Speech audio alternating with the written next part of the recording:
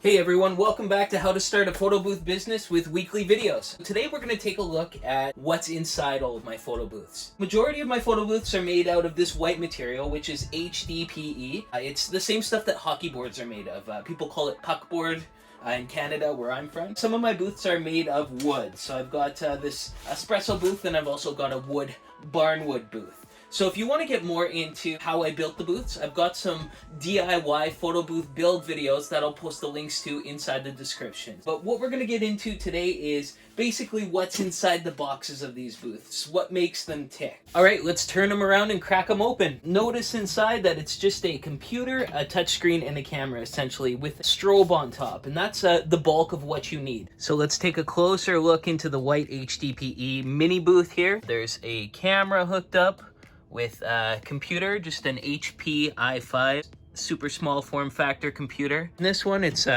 pretty much the same thing. So it's a Canon camera, and then there is a computer and a touch screen. Everything's hooked up with a power bar on the side. So all you have to do is look up touchscreen monitors, and any touchscreen monitor will work for a photo booth. For me, I like to use the old heavy touchscreen monitors because they're built stronger. They have a little bit of weight to them too. If you're renting these out to people, they're going to be setting them on tables, and you don't want them to be able to just push the booth over with one touch. You want it to have a little bit of weight.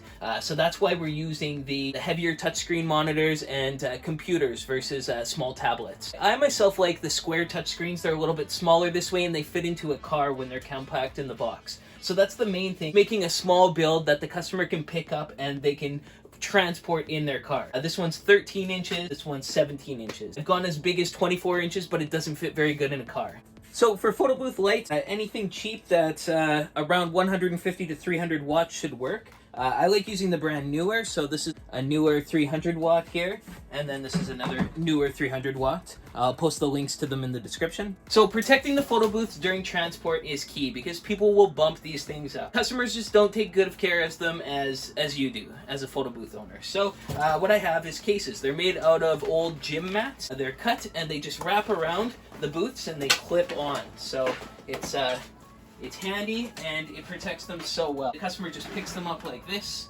and puts them in their car. Off they go. The touchscreen is protected. Thank you so much for watching. There are more videos in this series coming, so make sure and subscribe to stay informed. You have a good one. You stay classy.